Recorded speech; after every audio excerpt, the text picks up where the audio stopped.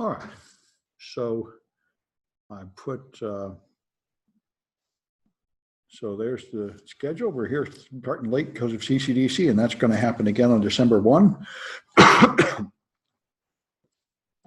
we're going to talk about fault injection and fuzzing. But the first thing I want to do is complete the stuff I talked about last week about Windows defenses. So let me bring up my Windows server. And I got the third project in a row about this stuff ready to go. So that's down here, 13, 14, and 15. And I think we already talked about 14. Let me just take a look. Yeah, let's take a look at 15. 15 is the new one. And this is where I went and looked up the documentation about Windows and saw that it really is not very good at all, like as weak as 1 in 256 chance. So we can watch the ASLR, and this is the program that just gets a stack pointer. And this just moves the stack pointer into data, and the data is an integer, so we can then print out the integer. So that's the simplest thing to do, and let me make this big. So I'll go here and maximize this.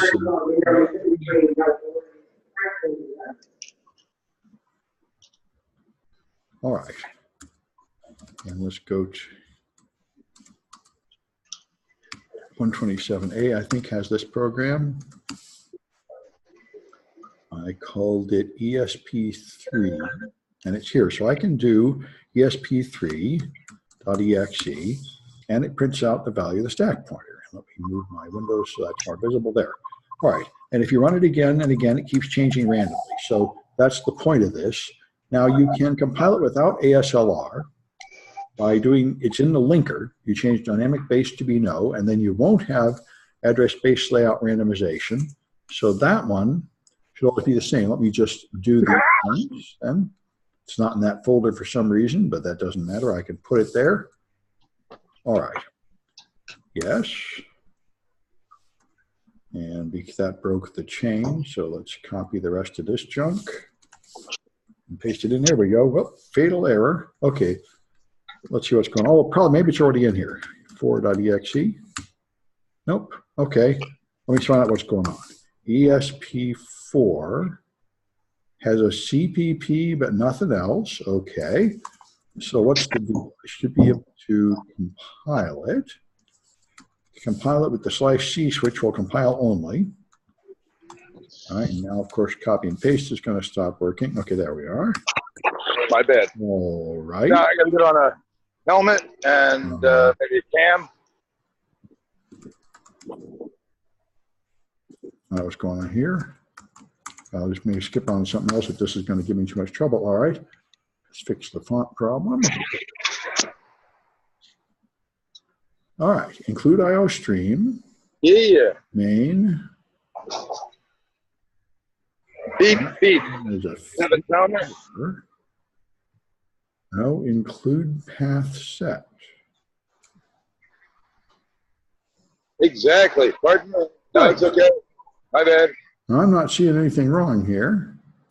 But in this case, we have the same idea. As far as the smoke goes in our eyes, smoke gets in your eyes. 3. Oh, I know why. This is not the right kind of command prompt. Ha! This is a normal command prompt, but what you need is a developer command prompt. There. Which sets the environment variables. Okay. And now I can go to 127A. And now I can do the compile, which is going to be this stuff here. It didn't look like enough room at all, but sweetheart. Yep. Okay. And now it's the same every time. So this is no address space layout randomization. So what's better is to take a look at this. And I mentioned before, if you run it 10,000 times, you're only going to get 7,000 unique identities. So it's interesting how bad it is. And now we can learn quite a bit more if we run this program in Immunity. And I'm going to skip down to which I'm going to call Mem. I'm going to need a helmet. I put that in here on my machine. I'm going to need a helmet, aren't I? Okay, there's this thing called MemCC. So let's take a look at that. helmet. And fix Some it. quick reaction times, that's for damn sure. All right. I'm gonna go fuck that stuff. By the way, I've heard that I read a blog that said this is not considered a best practice to include too many things in namespace standard, but it runs and I really don't care. So anyway, so now I have an integer here. This is going to be in the data section because it's not inside a routine. It's a global variable. These are going to be on the stack, and this one's a pointer. And it turns out that you don't get any stack protection unless you do something that the compiler interprets as dangerous. So I create a buffer and then use string copy to put data in it. There is no overflow, but that is enough to make the compiler turn on the defenses. Otherwise, it won't. And then I put in the same assembler here, but here I create a label, which is going to label some line in the text section, and then I move it into EDX, and then I move EDX into the variable D. So now I have an address in the text section. It's not the start of the text section any more than this is the start of the data section, or this is the start of the stack, but it's in the data section. And then I create a heap. This is one of the ways to use malloc. I define a character variable, a pointer to a character variable, heap buff, and then I allocate room for one character here, and I keep track of the value. And I actually put an A there. We can check to make sure the data is stored. And I have a pointer, which is heap buff. So I have a pointer in the text section, a pointer in the data section, a pointer in the stack, and a pointer on the heap, which is what I wanted. And now I can just print them all out. And I checked, and they say printing things out with as signed integers or something is what X does, and that's not exactly right. You ought to use P and cast them as void stars, so I did that for the ones that are pointers.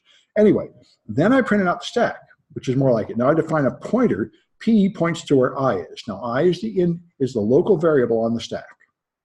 And then I just take that and the next 8 words and print them. Because P++, when you increment a pointer, it doesn't move forward by 1 byte, it moves forward by 1 data unit, whatever size it is, and it knows that this is the 32-bit pointer, so it'll move forward 32 bits at a time. So that prints out the stack, and that is the program mem.cpp. So if you run it, it prints out this information, and let me make my font bigger. See if that's too big. No, it's pretty good. All right. So here's the point. Now I have data in text, data, heap, and stack, and here I have the actual stack. And the way to really understand what it's doing is to put it in Immunity, which I thought is really quite helpful. So let's start up Immunity. Let me make this smaller. Okay. And what I did to make it work in Immunity was add a break section to it. So I'm going to put that back. I think I already saved a copy of it. Let's do dir memstar.exe. Oops, memstar. I think I stored it as memb. Mem0b. All right, I'm going to make memb. Let me check my steps here. Do you know Sam Brown is upstairs in 2? And I wanted see, I wanted to have this line, assemble in 3. I'm going to put that back in. This is, you can put assembly float in the middle of your C by just using underscore ASM, and then you can put assembly language there. So let me put that in. Let's notepad. Mem. I'm going to make it now. Let's copy mem.cpp to memb.cpp. That's what I want with the break in it. Now notepad that. Okay. And fix the font. I was hoping it would stick, but somehow it's not sticking. All right. So now I need to add that one line. I just see, if I let it finish, then I'm going to have trouble seeing the stack in Immunity. I want it to have a breakpoint. I could add the breakpoint manually in Immunity, but I'm going to just put it in my C code, just so I can see more easily where it is. So that's going to put the same kind of break that you'd get by putting in a breakpoint with F2 and Immunity in the C code. So I save that, and then go back to here and compile it, which is normal compiling with all the defenses. And now I'm going to have created something strange here. In fact, I only want to do one line, so I'm going to compile it. It's memb. All right, I'm copying it. There we are, memb.cpp. Okay, it compiles, and then I can run memb. It's going to print out the stuff and then crash, of course, because a break causes an exception. And if I run it in the normal shell, it goes to Windows, which then gives you this default exception handling process of printing up an error message. But if I run it in the debugger, I'm going to get what I want. So let me go to C127A and memB, somewhere on this list. Maybe it's 127D where I am. Yep, okay, there's memB.exe. There we are. Now I can just run it and run it again. So it runs, and now it hits the int3. So I know where it is. It's in my code, and it hit the int3. And if I think I'm going to make my window bigger here. This is going to be options, appearance, fonts, and make them bigger. Which is, there we are. Yeah, that's what I like. And now, here I am. I've hit the int3 at address OE9. So I need to adjust this there, OE9. I hit that int3 right there. So I can see the stack down there. And let me resize it so it shows up better. There we are. So here's the stack. There's the return pointer. And I can see the memory section by doing view memory. So let's start here. We've used this before, but we didn't have such a good case to understand what it was doing. And this is a very good time to learn about these memory segments. I don't care about decimal, but I do care about the name of the segment, and I do care what that segment contains. So here is what immunity shows me about the layout in memory of my program. And here is the program itself. And again, I can fix the fonts and make them bigger. And I can make this smaller. And what in the world is that red thing? I've turned on some kind of goofy, irritating arrow mode in my Mac. That's probably Zoom. Zoom has some kind of ability to draw on a screen, which I've somehow activated. I don't know if there's any way to get rid of it. There's a lot of stupid features I wish I could get rid of. Okay, well, I guess we're going to have to put up with that all day, unless anybody knows enough about Zoom. Let's see. I don't know how to do it again either. Well, okay. I know Zoom it does that. Let me just give it one try. Zoom, draw a line, share a whiteboard. Okay. There's some way to turn off whatever this stupid whiteboard feature is. Apparently not. Okay. I guess we're stuck with that red thing on the screen all day. If anybody else feels like Googling how to get Zoom to stop drawing garbage on the screen, that would be nice. But I think the odds of figuring it out are small, and I'll just try and live with it.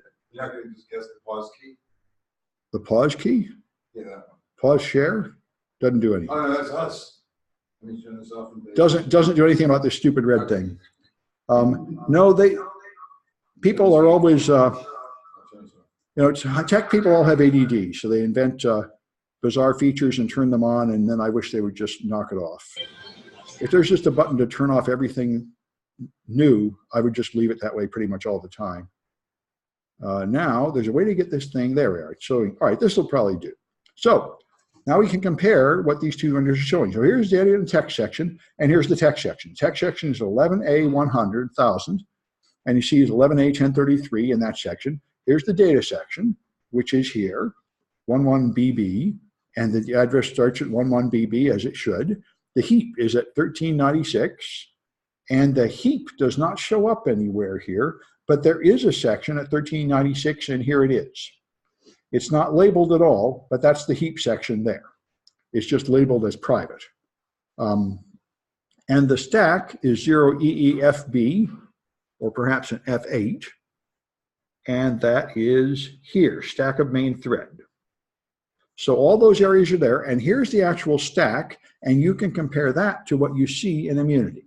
So if I go to CPU, and here's the stack. We've been through this a lot. The stack goes from ESP to EBP. The EBP points to BC4 right here.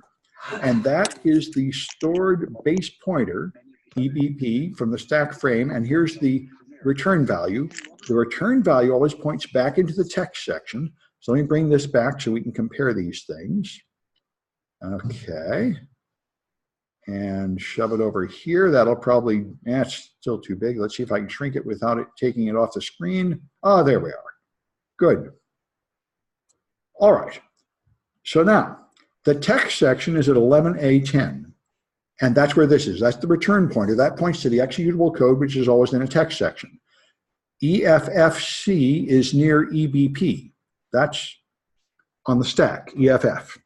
So this is the saved base pointer from the calling program. Whenever you enter a subroutine, first you save the EBP, then you move the ESP to make a new frame, and that's your local stack frame. And when you return, you pop EBP to restore the base pointer back to the stack frame of the calling routine, and then you do return, which pops EIP here. It takes whatever's there and puts it in EIP. And I would try to get this junk off my screen. Sam? Yeah. Double click the line. It should... Double click the line. Nothing happens. It's just Capital Capital E. share whiteboard. Nothing happens. Is there a share whiteboard? Not anywhere I can find it. I'm sure they've hidden that somewhere. Apparently, this is some stupid thing called a whiteboard that has come on, but they don't seem to have any settings I can find anywhere. You know, this is, yeah, I spent a lot of my time trying to debug things like this. People make features that I wish they would just knock it off, and then you can't figure out how to turn them off. Anyway, press the E or delete key. E and delete do nothing. Tap the pen icon to open the annotation tool. You Oh, see a pen Control icon? and Shift. There's a pen icon. Oh, hey, that might be, so there's some way to make this stop. Clear all drawings. Ah, thank you, you're a champ. Okay, there's some idiot thing called a pen icon. Good. They can just take their pen icon and remove it. Anyway, so, all right, good. So here we are. Anyway, so this is the one, that's a local variable. And this is the return pointer, and that's the stack pointer. This is the stack cookie, BOFF, and you can tell because it doesn't point to any area that's being used for any other purpose. And in fact, you can see it in the memory map. That is Oh no, you can't see this anywhere. This is a number that's not anywhere in the memory map, BOFF. That's a truly random number. So that's what I wanted to show you. And it would be nice if there was somebody to stop that thing from popping up all the time. Somebody told me if I mute people, it'll stop that. But as I remember, it doesn't actually work. But you know, this is what you get for using stuff. The developers feel neglected if they don't get to bug you constantly with their new features. Anyway, so now we can see the stack. And so what you can do is you can clear and run mem.exe. And I can arrange my window to be the right size, and I should be able to see everything there. This is what I want. Now I can do this over and over, and this will give me an animated view of what happens. So notice the first two things never move. Text and data. Text is what has the executable instructions, and data has the global variables. And those things never move, even though I have all Windows defenses turned on and the latest version of Windows Server here. But heap and stack move. Now it's 12 and 10. Now it's 0D and 07. It has a lot of different values. And so this is the point of address space layout randomization. Because I did that copy into a string variable on the stack, it decided that this was risky code, and it decided to randomize them. So those two items move, and the reason those items move is that is where user input typically goes, either on the heap or on the stack. So what they're trying to do is stop the classic Aleph null buffer overflow exploit that we did back in projects 1 through 3, where you have something like a password or a username that you're putting in, and then you put code right in that on the stack, and then you jump to it and run it. They're trying to make it so you can't run the code you injected. And that code you injected would go into a variable, which would either be a local variable on the stack or a global variable on the heap. It would not normally go in or a temporary variable on the heap. It would not normally go in the data section, which those are generally static variables that don't change, and it wouldn't go in the text section because that's executable code. So that's why Microsoft didn't think it was important to randomize these. And that's why we're overcoming it with return-oriented programming. With return-oriented programming, we don't jump to an address on the stack, we jump to code that's already there in the text section and reuse instructions that the Microsoft put there for a different reason. And in order for that to work, this has to not move, and it doesn't move. Address-based randomization does not randomize that code, so we're able to find it and use it. And then you can see the stack here. And if you run this over and over, you'll see what changes on the stack. Now, the first thing is a 1 that was stored there. This is a 3. This is, in fact, the index counting through the numbers. So it's always going to be 3 at this point. These 2 numbers change, but those are just variable addresses. The second one is a variable address on the heap. And the third one is a variable address on the stack. So these are not changing for any good reason. They're just followed. Those are just local and global variables. This one here is the word here, H-E-R-E, and that null is the 0 at the end of it. That's just a variable. That's the 5-character text section that I copied the word here into just to make this thing panic and think I might do a buffer overflow. These are just normal variables, normal data stored directly on the stack. This is the stack cookie.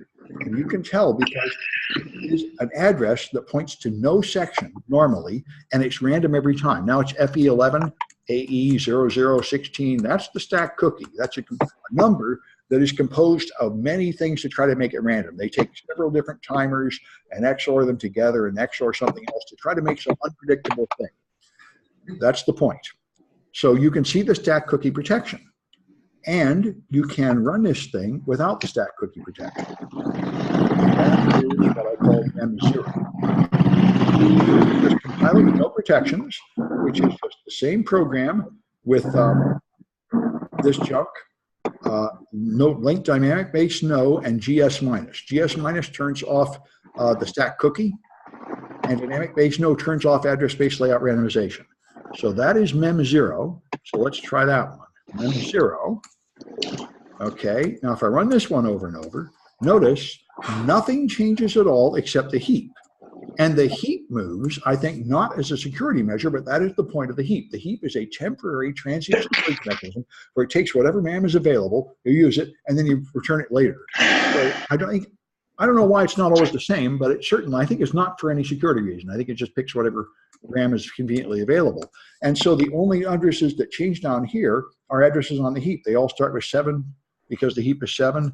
Then when the heap is 6, they start with 6. So nothing is changing, and there is no stack cookie, and the stack is smaller. This is the return value. You may remember from what we did with PuTTY, Windows applications all think they're loaded at 400,000, and they all start at 401,000. And this is an address 410,000, and here's the return pointer pointing back to the code. Because we don't have address space layout randomization, it puts this program right at 400,000. And that's what we're seeing here. This is a plain old-fashioned application from Windows XP before there was any of the stack protections. Anyway, so that's what I wanted to show you there, just so you can understand it. It's good, clean fun. And all right.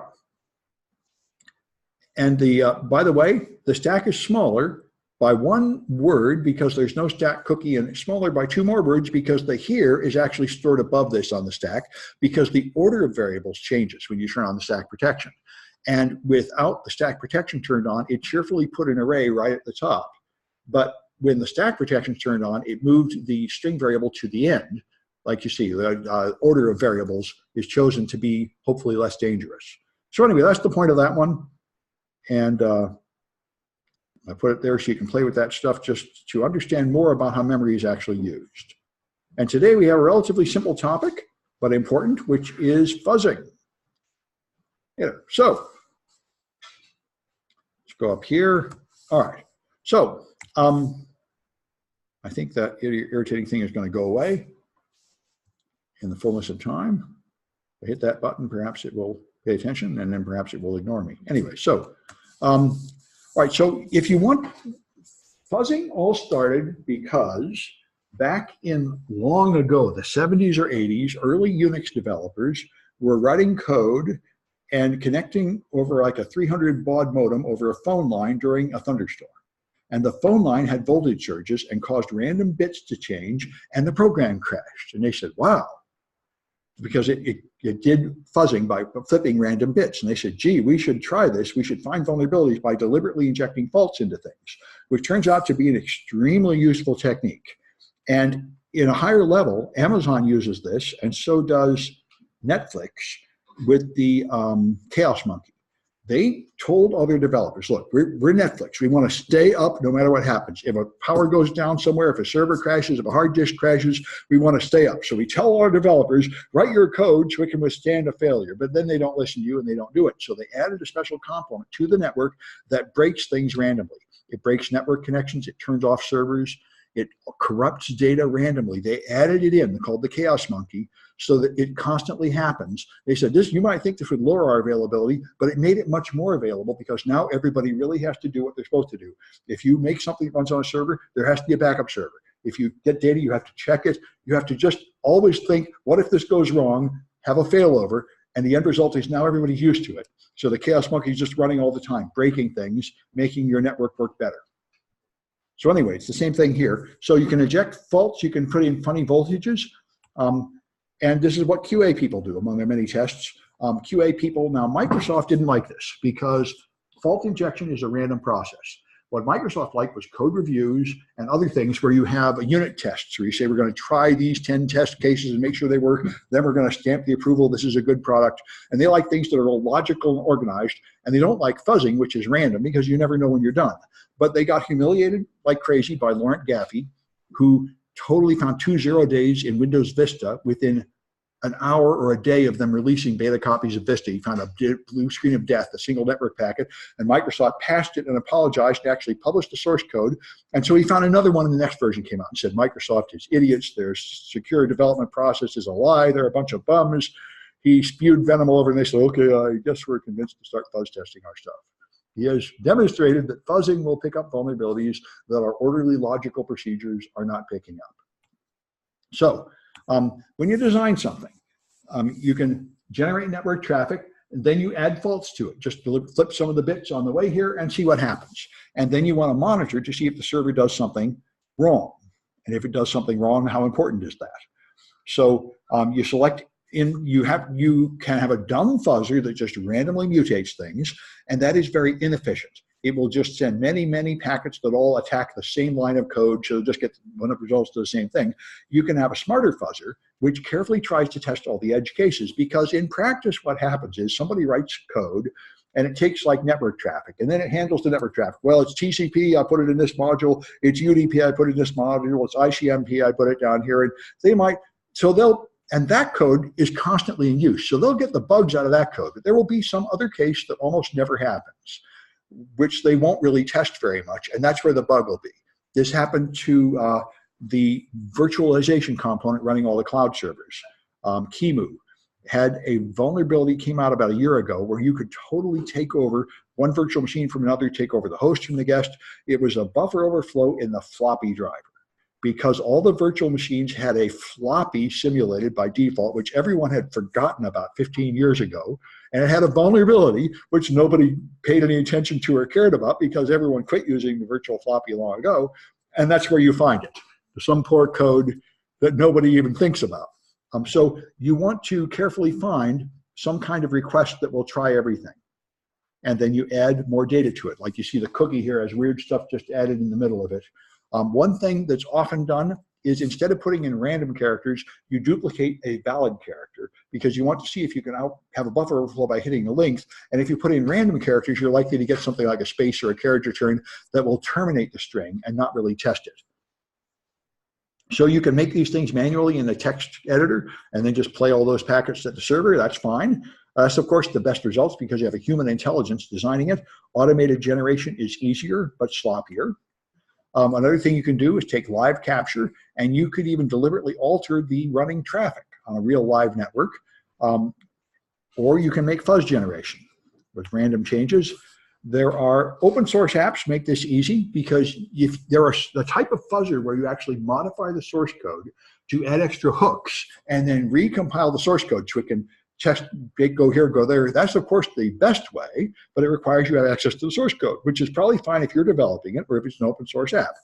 If you have a closed source app, then your fuzzer is going to have to be stupider, because it cannot put any feedback inside the program. Tell me, I made it to this point, I made it to this point, which would make it possible to quickly know when you're done with one part of the test. Yeah. Closed source have to be compiled? Yes, you can try decompiling the closed source app and detecting this stuff, but it's hard. That's essentially what we're doing in a debugger. Yeah. And by the way, at DEF CON about 2 years ago, they had a big contest of fault finders with AI machines finding faults, and they have a big discussion of this. They made a nice theatrical show of it with like servers with glowing lights on them and stuff to see how quickly they could find a bug. And Stanford, about 3 years ago, wrote a program that does everything in this class automatically. It will connect to a server, it will fuzz until it finds a vulnerability, it will then develop the exploit and get remote code execution on the server with no human in the loop by just doing all the things we do in this homework step by step.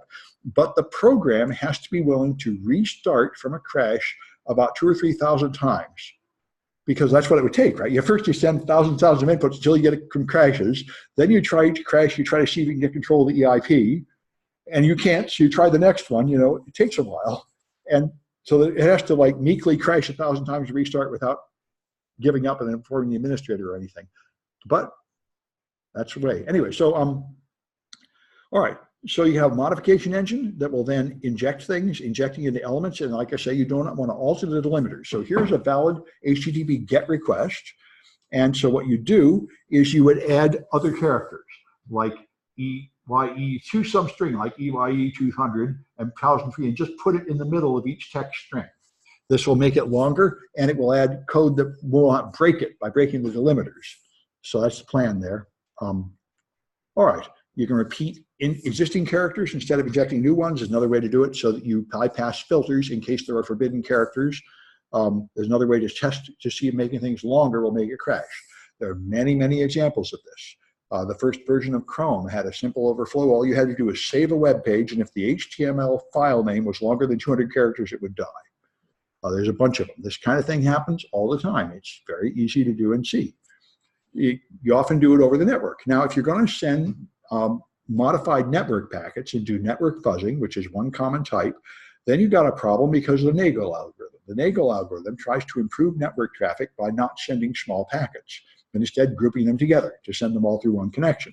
So you have to be able to turn that off in your operating system if you want to do fuzzing, or the network efficiency algorithm will undo the thing you're trying to accomplish with the fuzzing. Now that you know how to generate some traffic and send it to the target, you now have to detect whether the target has had a fault. And so if you use a debugger, as we know, you send up something, when it crashes, it stops, pops up in the debugger, and now you can look at the crash, which is fine, but now you have to restart it before you run it again, so you can only find one crash that way before you need manual intervention. So that's not bad. Now, when you look at the exception, you can see what kind of exception there is. Access violation is what you usually want, because that means an address is going outside one of those memory segments. Remember, we looked in Immunity, we saw the memory segments, the text section, the data segment and such, and if you have an address outside the segment, it'll crash. So if you succeed in hitting the EIP with something you injected, you'll have an access violation. Unfortunately, there are other access violations which are more boring. Like one I see a lot is that you just write right up to the end and then try to go too far. And it's not that the data I put in actually changed the EIP, just so it was too big. So it tried to write it in some area that wasn't big enough and it hit the end of the segment. That is not exploitable. That's what they call, you can crash the server, but you don't have control of the EIP, so there's no way to actually use it to take over the machine in general.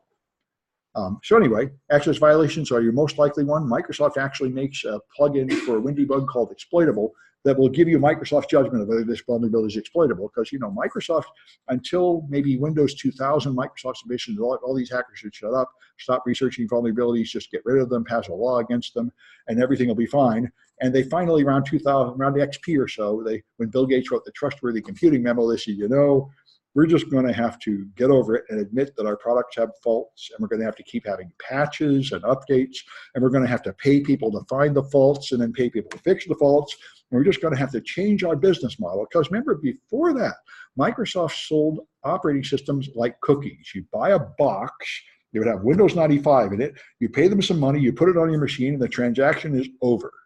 Now they don't pay them any more money until you buy Windows 98, and it comes in a box and you put it on. But now, selling you an operating system is like giving birth to a child. They're going to keep coming back asking for help.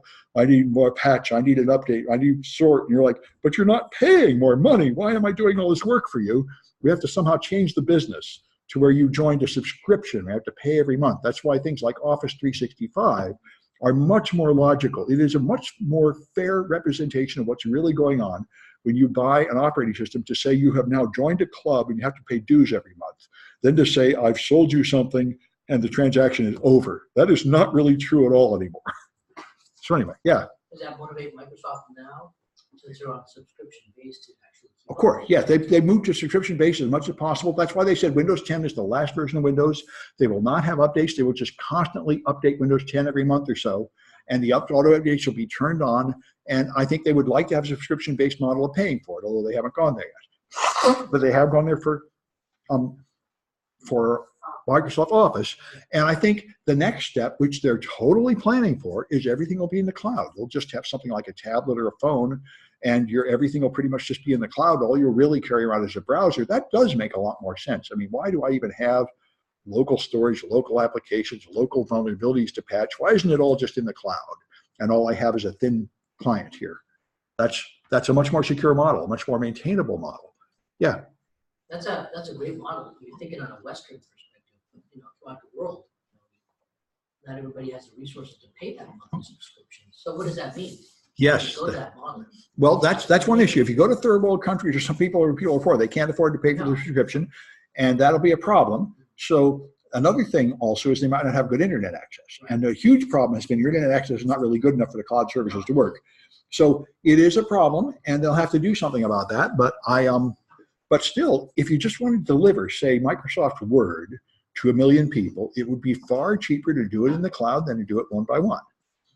They're having to pay for all this hardware and electricity and fixing the hard drives and cleaning off the viruses. This is all nonsense. I mean, I heard about this, people talk about this 10 or 15 years ago. I said, why do I defrag my disk and clean a virus off my machine? Why doesn't this just go to a server and have some highly trained expert do that? What is this madness where I'm supposed to clean viruses off my machine when I'm just a random user that doesn't care about technology at all? I'm just trying to read email. Why do you expect me to know how full my drive is and how to get a virus off my machine? This is nuts. Yeah, but like people that are inexperienced with computers would have trouble accessing the cloud too. Well, not really. If you give them something really simple like an Android phone that just has touch things, or an iPhone that has things you touch, no ability to install custom software at all, you just go to cloud services. People love the iPhone and the iPad because it doesn't present them with all this baffling nonsense. Well, I was just laughing this morning because my mom thinks AOL is for internet connection. Yes, so. of course. And that's what AOL's product was, which I highly approve of. Their product is to give you something simple and user-friendly so you don't need to know anything about technology. Most people don't know how to fix their car, and they don't want to know how to fix their car. They just want it to work. I'm on their side. I mean, 90% of people, why should they? I don't really want them trying to fix their machine. I want them to pay me to fix it. That would be better for everybody. Yeah. So you're really subscribing to technology on demand. Yeah. I mean, why isn't it like your television? You turn it on, you watch the show. If it breaks, you buy another one. You have no idea what goes on in there, nor do you care. If they build it correctly, you don't need to know anything. Yeah. It is the same old idea to have like a supercomputer and Yeah. have like just thermal. Of course, and everything would be much better. You'd have like Google Cloud. You have a bunch of trained experts and powerful machines. They're doing all kinds of fancy things to make it work and improve it, and I don't need to worry about that. That's why I think the cloud is where everybody's going. And this is why Steve Ballmer started throwing chairs around, because he figured out 10 years ago that the future, these things that Microsoft makes their money selling you, these boxes that sit on your desk, there's no future in them. Those things are going to go extinct. They're going to be like dodo birds. The future is little portable devices like smartphones and tablets that have very little power, and it's all in the server. And he said, we have to get on phones. If we don't get on phones, we're going to be irrelevant. And Microsoft's been struggling like mad to get on phones and totally failing, just like Google's been struggling like mad to get on social networks, because Google figured out 15 years ago that they indexed the web, but most of the information people want is now on their Facebook wall shared with their friends. And they said a whole bunch of data people want is not visible to us, and this is bad. We need to have a social network so we can get that data, and they totally can't do it because a bunch of database engineers cannot understand human interaction well enough to make a social network that pleases people. And Microsoft cannot get on the phone because they cannot understand the right way to make phones work. It's interesting to watch how these giant companies have a blind spot. Like there's just one leader who only understands one way of thinking and can't get the other. Google's attempts to make a social network were like fascinating from a sociological point of view. How stupid can you be? They took anybody you sent email to, put them on your friends list, and told them everything you're doing, and slammed you in it without asking. And everyone said, what? You just told my church about my secret gay lover. You told my new boyfriend about my ex-boyfriend. Holy crap, you ruined my life. And I never agreed to any of this. And they're like, gee, we thought everybody would be happy and love us for doing this. Isn't this just what Facebook is? And they said, no, this is not what Facebook is. Facebook is designed with some understanding of what it is to have friends. And why don't you understand that? And they're, well, we're database engineers. You haven't made the equation for friendship yet. And then they tried to make Google Circles the mathematical group theory equation of friendship. They said, we solved it. Why don't people love it? You know, it's like Spock trying to make a party. Anyway, so your access violations are the ones more likely to be exploitable, but not all of them are exploitable. So then there's fuzzing. If you analyze code that's not running, you look at the binary and read it, look at the assembly language. That's what you do with IDA Pro. This is powerful, but very slow. You have to really get good at reading assembly. Another problem is you'll find bugs in the code where there's some variable used and they don't check the length, but it turns out that the input to that variable just comes from another part of the program, and it's always the right length anyway. So even though in principle there's a problem, in practice there is no situation in which that matters. This is true of almost all vulnerabilities that hackers complain about. I went to your website, I found this page is not HTTPS. And they say, well, you know, there's nothing secret on that server anyway, so I don't care if that page isn't HTTPS. They say, well, everything should be HTTPS. And they say, why? It doesn't matter. This is true of most vulnerabilities. The only ones that matter are the ones that can actually hurt you. So fuzzing is better because fuzzing feeds in input and you see when it crashes that actually came from the input. So it's not finding pieces of code that are never used or they're only used under certain conditions so the mutant input can't get in there. It's finding stuff that really hurts you, that really makes the program crash. And they're very simple strings, like just long series, 5,000 bytes, 5,000 capital A's is often good enough, as we know. So you don't need like necessarily a super brilliant set of test cases. A generic set of test cases will find quite a few problems. Now, some parts of code won't get hit. For example, this happened to CERT. CERT, the Computer Emergency Response Team, they tested every Android app in 2014 in the entire Google Play Store to see if they were using HTTPS correctly. And they found that something like 10% of them were not, and they automatically notified the developers. And I came by several years later when I started doing Android app security, and I said, well, I'll just test a few of these and see if they got patched, and they didn't get patched. And I said, this is very strange.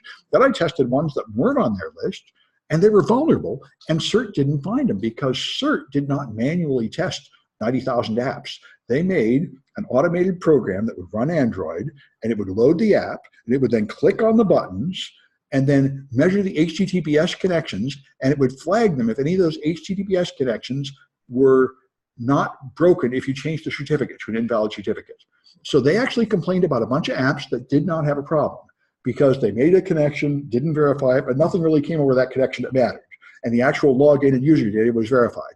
And they didn't flag anything that didn't use HTTPS until after you filled in something, which their app was too stupid to fill in. All it did was click a few buttons. If you had to type in like a phrase, this happens to all web app testing. If you have, this is why they have CAPTCHAs. They have something that a human can do that the robot can't. Whatever's on the other side of that will not be tested by your automatic process because it's too stupid to crawl through the door. So that's an issue. So you have to add some human element back into it if you want to test it. So you run an automated scanner, and then you have to do manual scanning too if you want to find more vulnerabilities. So Spike is a very simple fuzzer, and that's the one we're going to do in the projects here. It's already included in Kali. It gives you an example of how it works. It has a few sending programs like generic send TCP, and what you do is you make a config file that tells it what to send. So if you do s_string hello world, it will just send this same string over and over and over. So that's not much fuzzing at all. That's just sort of stress testing. If you use message in there with string variable, it will first put in the text you give it, and then it will run through a pre-programmed series of standard test cases. And then you can read a line from the server. So it's pretty easy to make a test case. So let's do a fit of this. Here's my Windows machine. Let me bring up my Kali machine, and I'll just go through this project essentially. If I bring my Windows virtual machine library, okay, here's Kali. Okay, and to make it really easy, the first thing I did was just set up a listener so we can see what happens. So let me connect to this, which I think I've got set up here. maybe not. Okay, fine. I close some of these and make this one big. Okay, let's SSH root at 192, 168, 225, 155. I'm making a habit of always just using SSH to control Kali because VMware tools breaks all the time, and I should get used to using cloud machines anyway. This idea of having to touch the desktop of a machine is pretty out of date. It should all be in the cloud and you do everything this way. So now that I'm in, I'm going to connect to my Windows machine. So here is my Windows machine. And Windows machines really expect you to use the GUI, and I haven't got around from that yet. So I'm going to run a listener here. I can do ncat. Let me bring up the project, which is going to be here, fuzzing. All right. There's ncat is a netcat clone that runs on Windows that comes with nmap. So if you have nmap installed, you have ncat. So ncat minus vklp, ncat minus vklp 9000. This will listen on port 9000, and it's automatically listening on every IP address I have. That's what 0000 means, and the colon means all IP version 6 addresses. So anybody that sends traffic to this thing on port 9000, it will just appear there.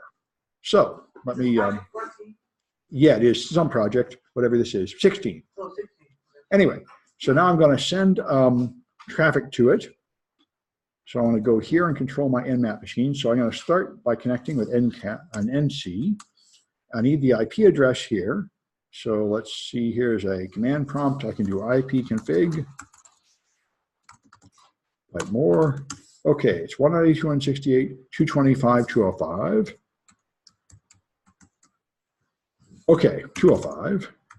And if I connect to 9000 and send stuff, if I go back to my Windows machine, there it is, SSS. So I'm sending stuff, it just appears there. It's just listening and printing out everything that comes in, which is why I wanted to do it this way, so we can see what the fuzzer's doing. So if I CD to 127 and then CD to P16, and then take a look, I've got simple.spike. So if I cat simple, that's a simple spike. So this is the thing that will just send hello world over and over and over. And the way you send it is with this thing here, generic send TCP. And then the IP address and port number. So this, then the IP address and port number from here. And then the file, simple.spk. And then the 0 and 0 or something like which case to start from or something like that. So you can resume going through. So now I'm going to send that. Okay, I'm going to hit Control-C because it sent a bunch of them. And now if I look, here they are. Hello world, hello world, hello world, hello world. That's all this is doing, is sending that string over and over and over again. So this is not very interesting, but it does show the simple case. So for the next step up, I'll do simple 2.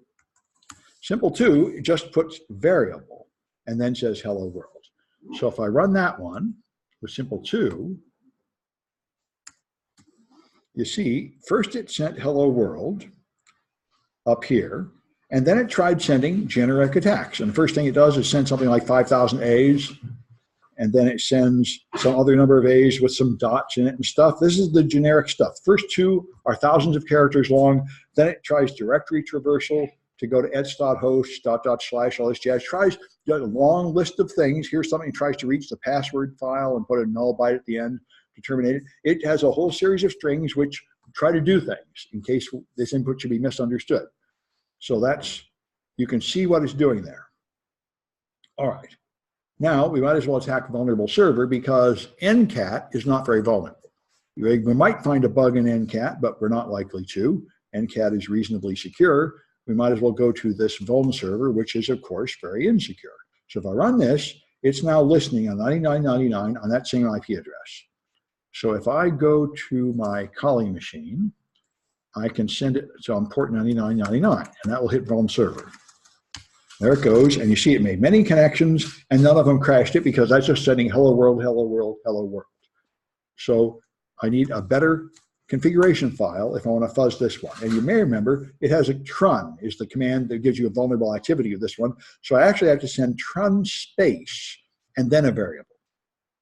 Then I can get in. If I don't start with Trun, it'll just all be an invalid keyword and it won't crash. So I need Trun.SDK, which is here. There it is. So it reads a line from the server because that's the prompt saying, welcome to the vulnerable server. Then it sends Trun space followed by a variable thing. And then it will just do that over and over again if I put it in this command line. So I do that and just make this Trun. And let's move it over to the side. There's my Windows machine. And it crashes right away because, as we know from fuzzing it before, something like 2,000 or 3,000 capital A's will crash the vulnerable server. That's one of the buffer overflow exploits we've used before. So the first or second case crashed it. The first one was just the string I put in. The second one was the first generic exploit string, which is several thousand A's, and caused it to crash. So that's what you're seeing there. And so this, of course, is what I'm saying. The problem with this kind of fuzzing in a D is you can't see what's wrong, and it's not going to automatically restart. So you have to put it in a debugger and then crash it. And then, of course, you'll see that the EIP contains 41, 41, 41, 41 because it set a bunch of A's. This is the very simple buffer overflow case. Now, you only see the first crash, so you have to use those parameters, the 0 and 0. Change those to start at case 2, start at case 3, to find the other crashes. And if you want to know for sure which one crashed it, you can use Wireshark. If you send it through Wireshark, you can go in Wireshark and follow the TCP stream, and you can see the stream. This is what the server said. Here's what I sent it, and then it said Trun complete. So this did not make it crash because it said Trun complete. But if you go to the next one, I sent it all this stuff, and it never sent Trun complete. It said welcome. I sent it all this stuff, and it never said Trun complete because it crashed. So that's the one that killed it. You can tell that way. It's one of many ways to see what happened here. And so keep on going and find another crash, the usual thing. This one here will crash with different values. I think this is ... because it will, I guess, the ... thing, which also ends up in the EIP. And I saw a chat message going by. There we go. All right. What if it's HTTPS? Then Wireshark can't see anything. That is true. If you're sending HTTPS, then things get more complicated. And the easy way to handle that is use burp. Burp will sit in the middle and create a fake HTTPS certificate, and then you configure your application. If you are a sleazy developer, which apparently about 10% of Android developers are, you comment out the certificate validation. So you can go through burp, and then you forget to take it off before you deploy the app.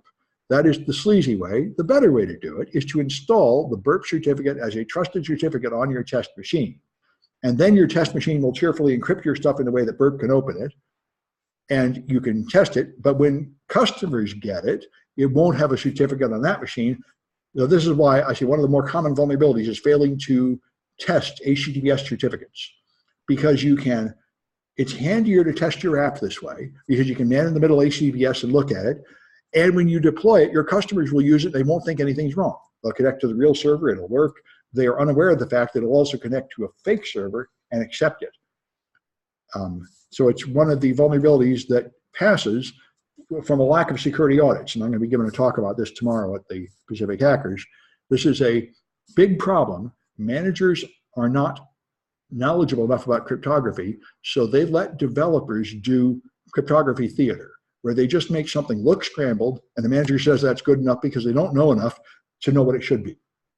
And my argument is that they need to up their game there. And Android is probably the most egregious example of a product where an amazing number of stupid security things go on, and they go on for years and years, and nobody seems to care. But that one, where you break HTTPS by not verifying the certificate, is actually severe enough to get you sued. 2 companies were sued in 2014 by the Federal Trade Commission, where they put up a generic statement that we make reasonable efforts to secure your data. They said breaking HTTPS is not living up to that, and they got sued by the FTC for not living up to their promises. And when I've told banks about that one, they often fix it, but other people pretend it doesn't matter. Anyway, so here's a more complicated spike script to send a variety of different things like binary words, big endian, and half words, big endian, and all that. A spike has the ability to send all sorts of data structures to the server in case you find, a number field you want to play with. And so that's the game there. Anyway, I got a few cahoots about this stuff, and that's all I got for you today. Looks like it's fitting in the available time all right. And by now, they should have finished the contest downstairs. I can go down and see how they did. We had a really big crew for CCDC today, and they looked pretty happy, so hopefully they did well. We may have some information about the score, although the scoring is kind of a weak spot in CCDC.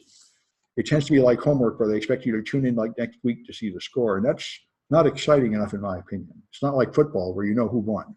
But anyway, congrats. Yeah, I thought it worked pretty well. We'll see. We were like number 5 out of 30 last, or 20 last time or something. So hopefully we can do a little better this time. We'll see. Anyway, I guess this is all ready to go.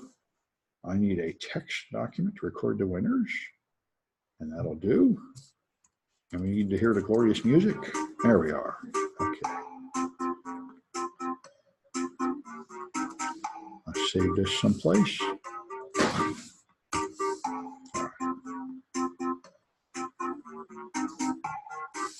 Good.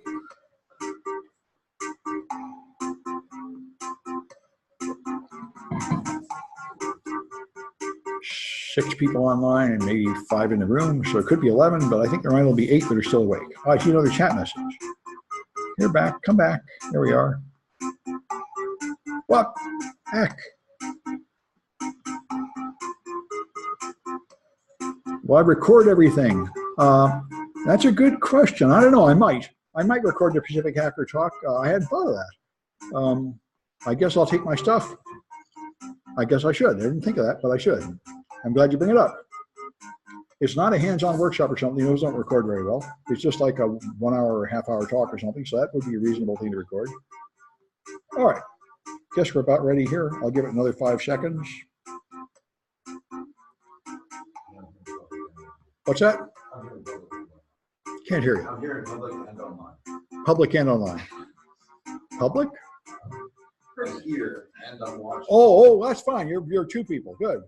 Well, if you manage to be both of the winners, that would be swell. Yeah. Oh, there was some guy who tried this. He ran an app to run like 100 user and filled the. That's pretty easy to do. Make 100 connections and flood the list so you can't play the game. It's a DOS attack, is all. But no one's yet found an attack where you win. That would be awesome. No, I did that already. I played 2 players. Yeah. With you and one-on-one. But did you win? Oh, one of them. Okay, that's good. Yeah, wow. But I mean, if you write an app that somehow makes everybody else lose and make you win or something, that would be great. No, it's just that if you do it with 16, you can answer every question. Yeah. And not actually play your game in one of the players. Yeah, but you'd have to. Yeah, you can maybe do that. You could have like 100 that answer everything really fast. Not 100. You only have 4 questions and 4 choices. But you only one that's going to win has to get every one of them right. So if I had 4 questions and 4 choices, it would be 4, 16, 256. You need 256 players to win. Yeah. This is like the chessboard where you double the number of grains of rice on every piece, and by the end you own the whole kingdom. Geometric stuff is that way. Anyway, all right. So, yeah. All right. So what do you have to disable for network fuzzing?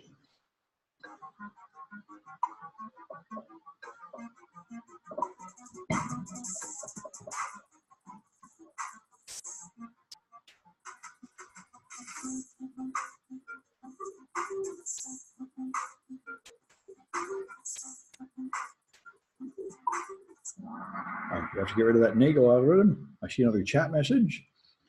Last week's lecture isn't available. Oh, all right, I'll take a look at it. See, thanks for telling me. All right. All right. And what kind of exception is most likely to be exploitable?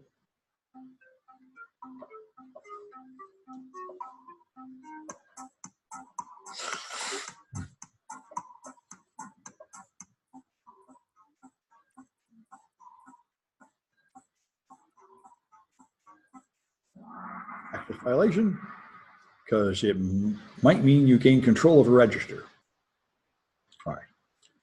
And what technique makes it easiest to determine whether flaws are reachable?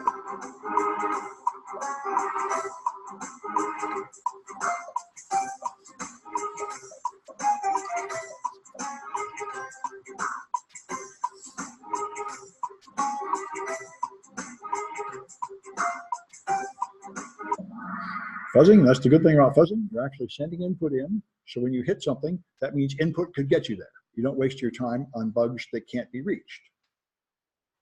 All right, what operation waits for the server to send a prompt?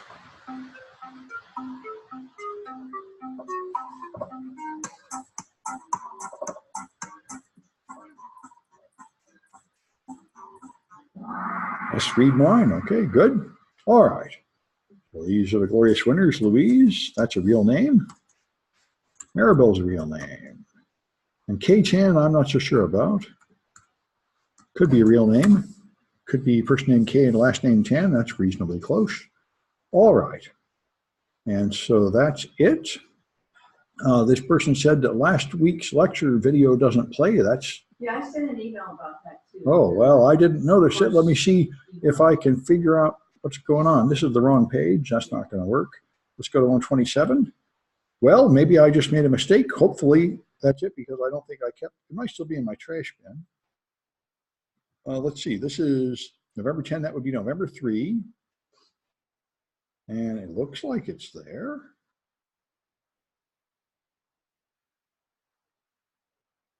Huh. It's playing. Okay, so that's fixed since yesterday. Well, no, I haven't changed anything since yesterday. But I think it's going.